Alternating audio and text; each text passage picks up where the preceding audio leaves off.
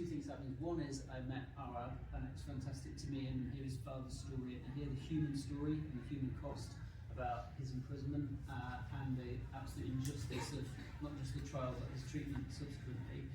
But what I also was really struck by on that visit was meeting former Israeli diplomats, senior diplomats, former Israeli senior military and senior intelligence officers who all said the same thing, that Marwan Barghouti is their partner for peace.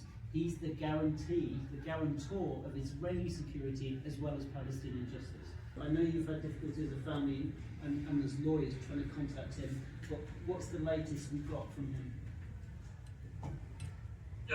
Yes, thank you. So the last time the lawyer has been able to see him was January 5th.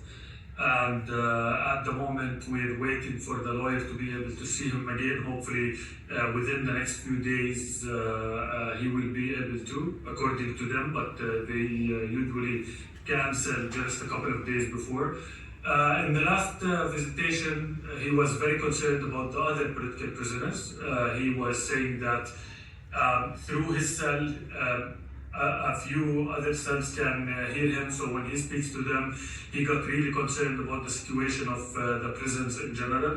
On himself, he, of course, knowing him, not having access to books bothers him, not having access to news and information bothers him as well, because the Israeli government is very obviously trying to isolate him from everything, from news, from anything, and even they monitor what the lawyer is allowed to say and not allowed to say to him as well, including family details and family news. He's not allowed to discuss details about family news, for example.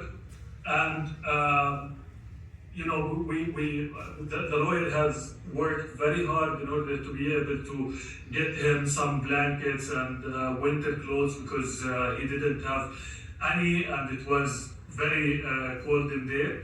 But what bothers him is the lack of information, and he still is, as I said, injured and suffers, like he can't sleep on his left side. He still tries to heal because he didn't get any medical treatment after the